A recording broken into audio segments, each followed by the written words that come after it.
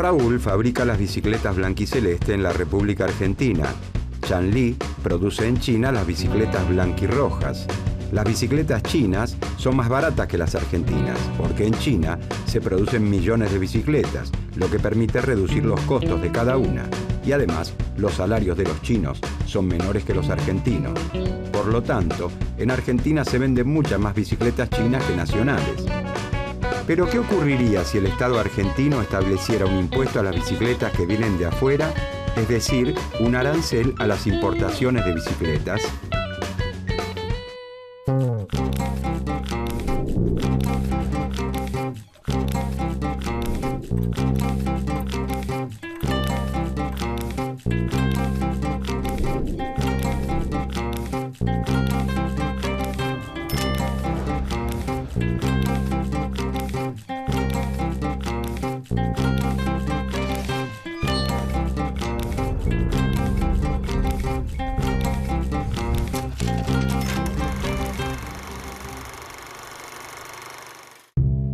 El mercantilismo no es una escuela de pensamiento económico.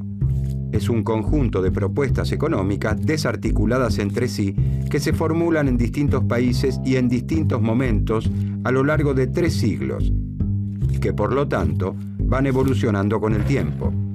La primera corriente del pensamiento económico nace en Europa, en una época de grandes cambios políticos, económicos, sociales y religiosos.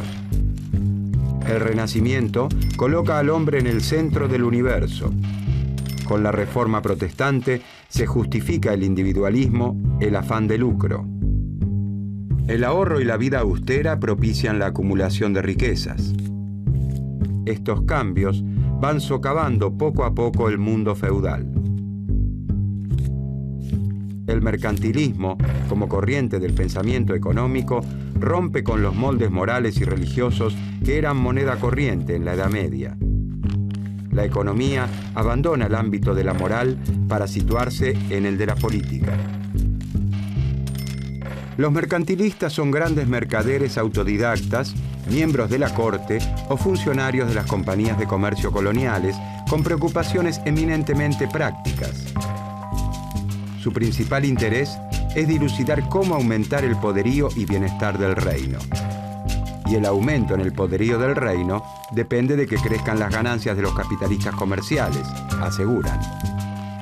Estos pensadores van elaborando una serie de recomendaciones para promover el bienestar de sus respectivas naciones, considerando al comercio exterior como la gran fuente del progreso.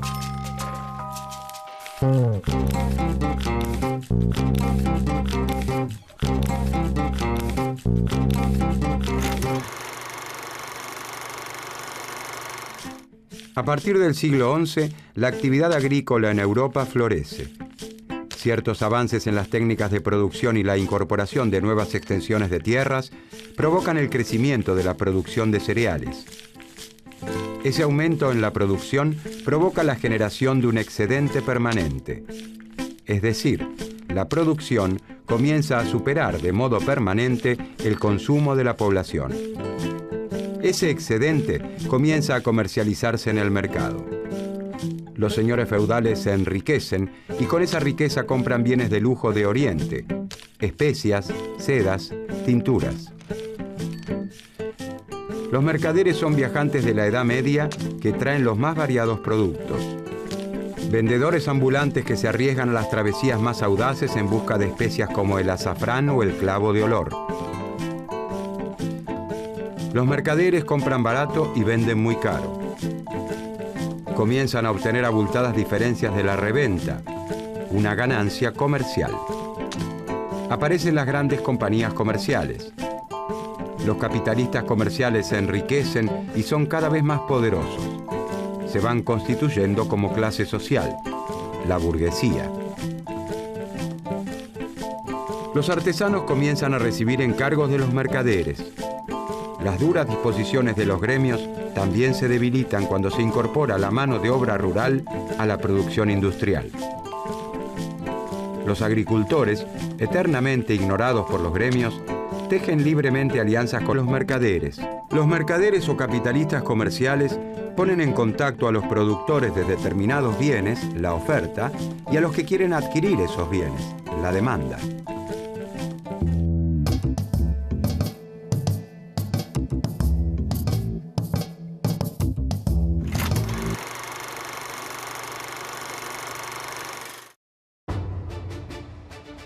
Este es el lugar para desembarcar. ¿Estáis seguro que allí encontraremos las especias que el rey nos ha pedido?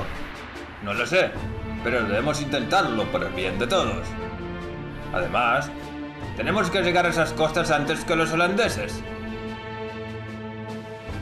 A prepararnos. ¿Alguien ha chequeado el pronóstico del tiempo? Da tormentas. ¿Dónde lo has chequeado? En el Meteofa, Wingguru y Weather Channel. ¿Sigues teniéndole miedo a las tormentas? No. Además, eso no es tan importante. Vamos a lograrlo. Así me gusta que hablen. ¡Andando!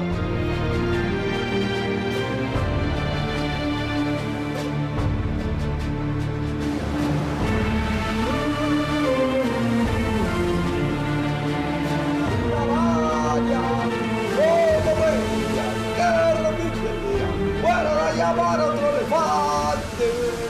209 elefantes se balanceaban sobre la tela de una araña. Como veían que resistían, fueron a llamar a otro elefante.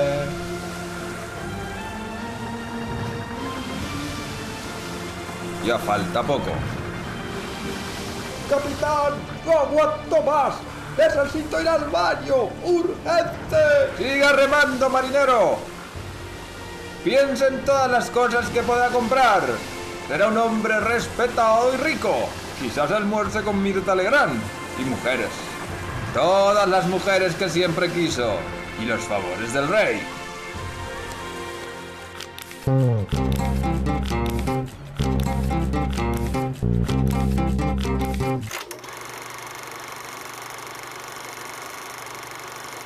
Ellos son el agricultor, el artesano, el señor feudal y el mercader. El agricultor, descendiente del siervo del sistema feudal, ha logrado cultivar mayores superficies que su abuelo gracias a modestos avances técnicos. Su trabajo genera ahora un excedente permanente que se comercializa en el mercado.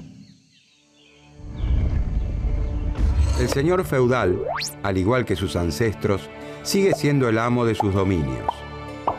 Pero el excedente permanente de la explotación de sus tierras le ha permitido acceder a algunos bienes de lujo traídos de Oriente. El comercio se ha transformado en la actividad económica más dinámica de Europa, y sus representantes, los mercaderes, como nuestro personaje, obtienen una abultada ganancia entre los que compran en territorios lejanos y revenden en los feudos. Los gremios, asociaciones de maestros, oficiales y aprendices de un mismo oficio, que antes regulaban toda la actividad de los artesanos, resisten como pueden el arrasador embate del comercio, del mercader de nuestro ejemplo y de los demás mercaderes que ahora intentan imponer a los artesanos la cantidad y variedad de bienes que necesitan para el intercambio. El mercader y los demás mercaderes recurren entonces a la mano de obra rural para atender los encargos que les hacen.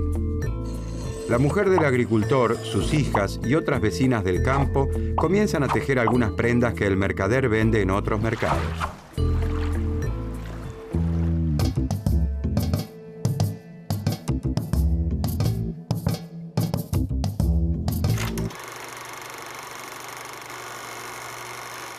El mercantilismo evoluciona a lo largo de sus 3 siglos de historia.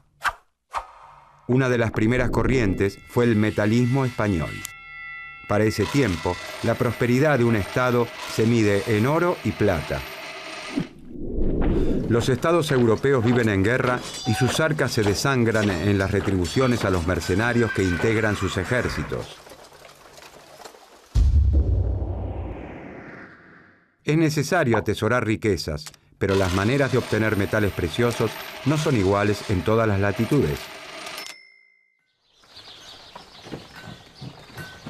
Los reyes católicos en España se dedicaron a la extracción del oro y la plata americanos. Los franceses e ingleses han puesto sus fichas al comercio exterior y la piratería, una manera delicada de llamar a la extracción de metales preciosos de un barco.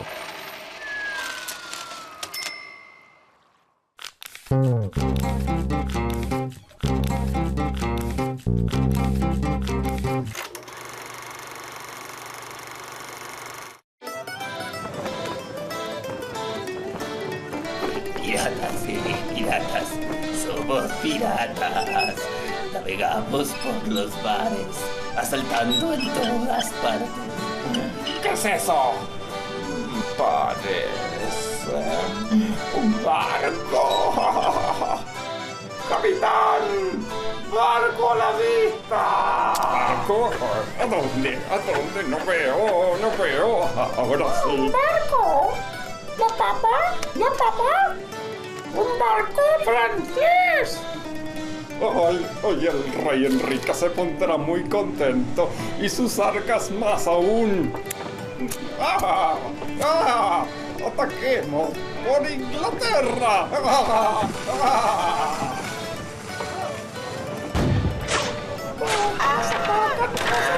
¡Corramos! ¡Auxilio, SOS, ayuda! ¡Nuestro francesito atacado! ¡Oh, Sacre Bleu!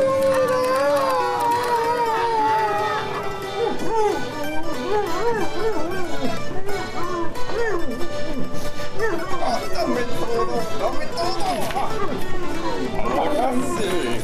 4 para mí, 1 para el rey y 4 para mí. 1 para el rey.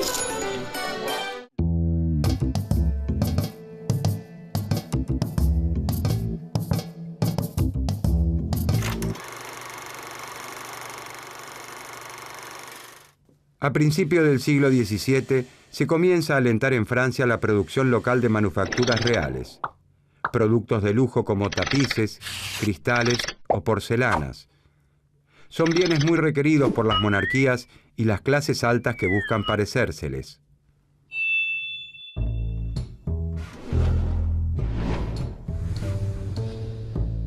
Como ahora se los produce en el país, ya no es necesario importarlos y se reduce la salida de metales preciosos. Pero además estos bienes de lujo se venden a un precio muy superior al de las materias primas con las que son elaborados. Por lo tanto, su venta genera una mayor riqueza. Si además se logra exportarlos, el efecto es aún mayor. No conviene exportar lana de oveja, sino transformarla en hilados y tejidos y venderlas a un precio mayor. En cambio, se estimulará la importación de materias primas para que se produzcan, internamente con ellas, bienes elaborados. En Inglaterra se dictan las leyes de navegación, donde se establece que todas las mercaderías de ese país deben ser trasladadas únicamente por buques ingleses. Para medir el alcance de la política de venderles a otros países más de lo que se les compra, los mercantilistas analizarían la balanza comercial.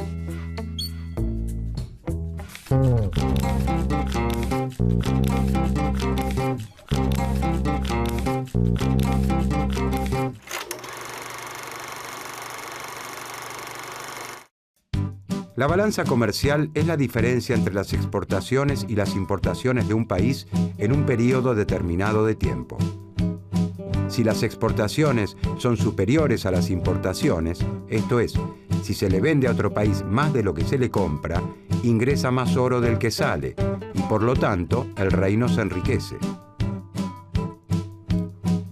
Pero para que la balanza comercial sea positiva, es necesario, de acuerdo a los mercantilistas, defender la industria nacional, regulando el ingreso de mercaderías del extranjero. A esta política se la conoce como proteccionismo.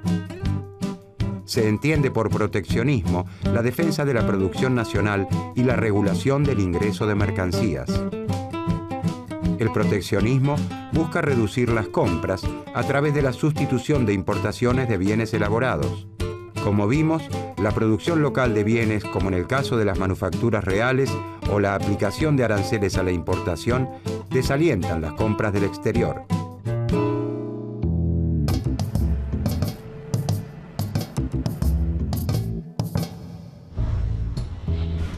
Quien domina el mar, domina el comercio. Quien domina el comercio, domina la riqueza del mundo y, por ende, el propio mundo.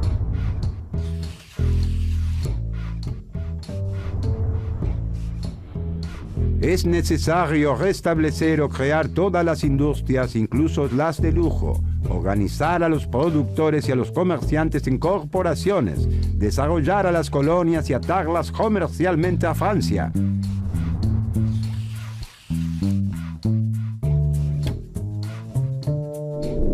No es la abundancia de oro y plata o la cantidad de perlas y diamantes lo que hace a los estados ricos y opulentos.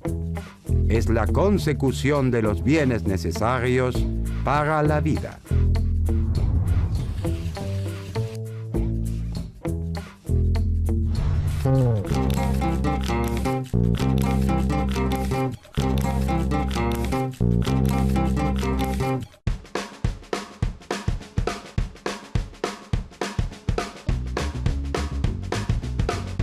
Por una serie de factores que reducen los costos de producción, como las tecnologías utilizadas y los menores salarios chinos, las bicicletas blanquirrojas que fabrica Chanli en China son más baratas que las blanquiceleste que fabrica Raúl en Argentina. A la industria nacional de bicicletas le resulta difícil crecer y hasta sobrevivir, ya que no puede competir con la industria china. El Estado argentino determina entonces que las bicicletas que vienen de afuera, las importadas, deben pagar un impuesto llamado arancel a las importaciones. El arancel hace que las blanquirrojas que fabrica Chanli pasen a ser tanto o más caras que las blanquiceleste que fabrica Raúl. A partir del arancel, algunos ciclistas argentinos elegirán la blanquiceleste nacional a la blanquirroja china.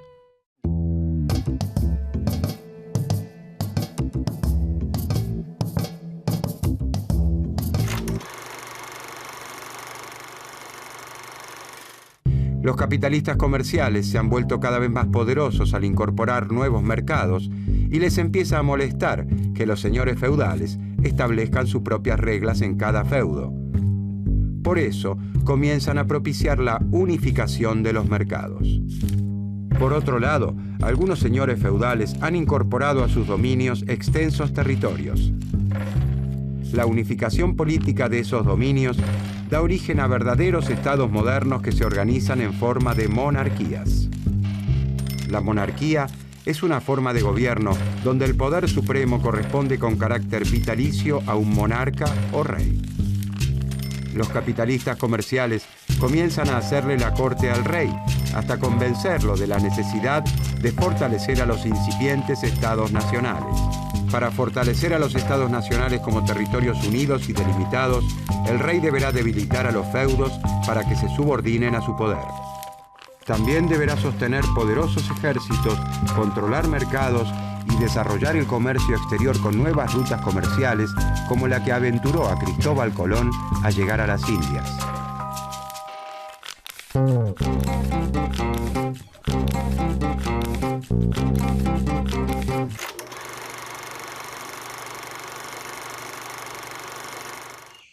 Ellos son el agricultor segundo, el artesano segundo, el capitalista comercial segundo, el señor feudal segundo y el rey primero.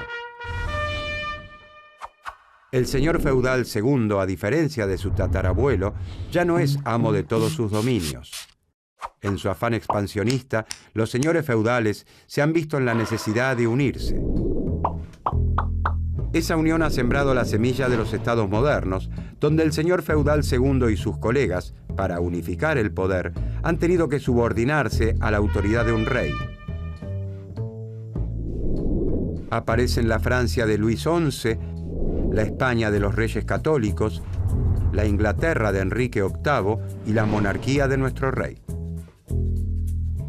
El rey primero organiza alrededor suyo una corte.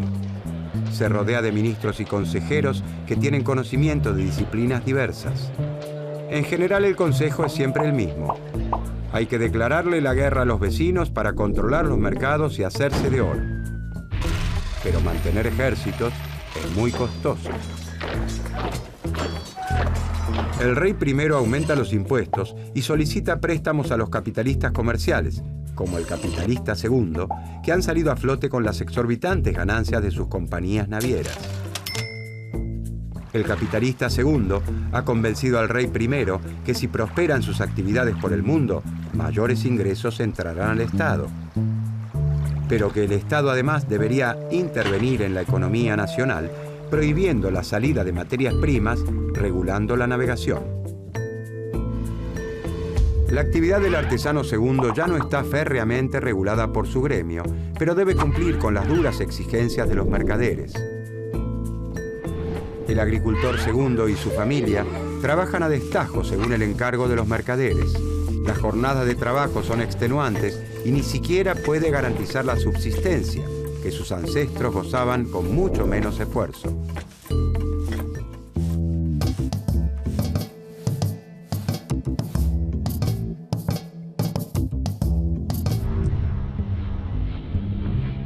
Solamente la abundancia de dinero dentro de un Estado marca qué tan grande y poderoso es.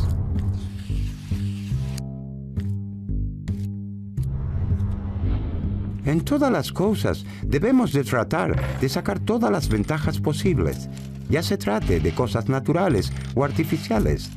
Y puesto que la gente que vive de los oficios es mucho más numerosa que los que son dueños de los frutos, debemos lo más cuidadosamente posible sostener estos esfuerzos de la multitud, en lo que consiste el mayor vigor y riqueza tanto del rey como del reino, puesto que donde la población es numerosa y las manufacturas buenas, el comercio debe ser grande y el país rico.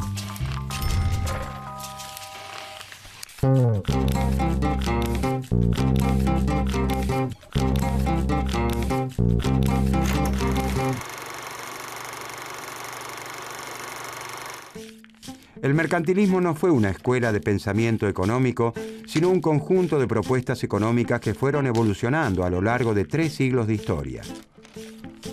El pensamiento mercantilista rompe las ataduras de la moral y la religión propias de la Edad Media y formula las primeras leyes económicas. El capitalista comercial, constituido en una figura poderosa en el Nuevo Mundo y aliado al monarca, invade el pensamiento de la época. Los mercantilistas recomendaban una fuerte intervención pública para enriquecer a los estados-nación emergentes. Esta actitud, que asumen la mayor parte de los países de Europa, sienta las bases para la creación de la industria nacional. Hacia el año 1600, cuando una serie de invenciones y descubrimientos hacen prosperar las industrias manufactureras y muchos mercaderes contratan artesanos para que produzcan bienes, el proteccionismo, propiciado por los mercantilistas, favorece el desarrollo manufacturero. La preocupación de los mercantilistas por garantizar que el Estado disponga de metales preciosos es similar a la búsqueda actual de los Estados de acumular reservas en sus bancos centrales. Es decir, una clara demostración de lo que ocurre en la actualidad del pensamiento mercantilista.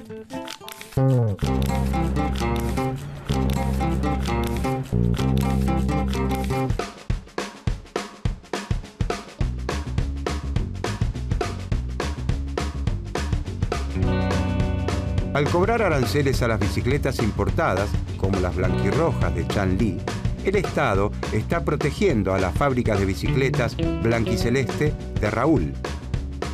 Está protegiendo a la industria nacional. Si el Estado opta por la libertad de mercado, el ingreso de bicicletas chinas le haría imposible competir a Raúl. Debería cerrar su fábrica.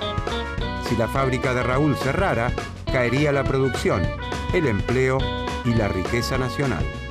Al fomentarse y desarrollarse la industria nacional, Argentina comprará menos bicicletas a China y por lo tanto saldrán del país menos divisas para realizar estas compras. Incluso puede ocurrir que Argentina logre vender bicicletas a otros países, como Uruguay, por ejemplo. El resultado en la balanza comercial será positivo. Si caen las importaciones, aumenta la balanza comercial. Y más aún, si aumentan también las exportaciones.